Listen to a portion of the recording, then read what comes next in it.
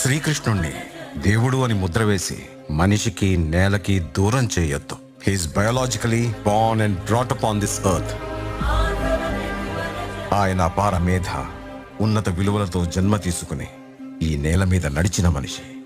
అతను చెప్పిన ధర్మం మతం కాదు, మన జీవితం. గీతతో కోట్ల మందికి దారి చూపించిన అతనికన్నా గురువెవరు?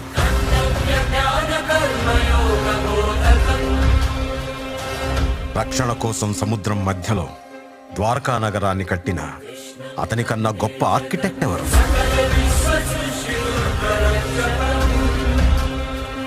చూపుతోనే మనసులోని మాట చెప్పే అతనికన్నా గొప్ప సైకాలజిస్ట్ ఎవరు?